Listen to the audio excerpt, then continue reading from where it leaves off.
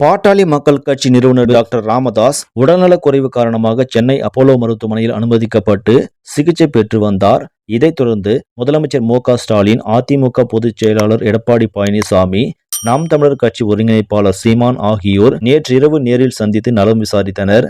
இதனை அடுத்து இன்று காலை துணை முதலமைச்சர் உதயநிதி ஸ்டாலின் மற்றும் மக்கள் நீதி மய்யம் கட்சியின் தலைவரும் எம்பியுமான கமலஹாசன் நேரில் சந்தித்து நலம் விசாரித்தார். இந்த நிலையில் மருத்துவமனையில் இருந்து டாக்டர் ராமதாஸ் டிஸ்சார்ஜ் செய்யப்பட்டார். இதையடுத்து அவர் தனது காரில் வீடு திரும்பினார். இதனிடையே அவரிடம் ஓய்வெடுக்க மருத்துவர்கள் அறிவுறுத்தினார்களா என்று செய்தியாளர்கள் கேள்வி எழுப்ப, எனக்கு ஓய்வே கிடையாது என்று அவர் பதிலளித்தார். இதனால் நாளையிலிருந்து அவருடைய அதிரடி அரசியல் பணிகள் தொடரும் என்றே தெரிகிறது. இதனால் ராமதாஸின் நலம் விரும்பிகள் உற்சாகத்தில் உள்ளனர். இந்த செய்தி உங்களுக்கு பிடிச்சிருந்தால் லைக் பண்ணுங்க, ஷேர் பண்ணுங்க. மேலும் இது போன்ற முக்கிய செய்திகளை உடனுக்குடன் தெரிந்து கொள்ள நியூஸ் இன்ஃபோ தமிழ் சேனலை சப்ஸ்கிரைப் பண்ணுங்க. நன்றி.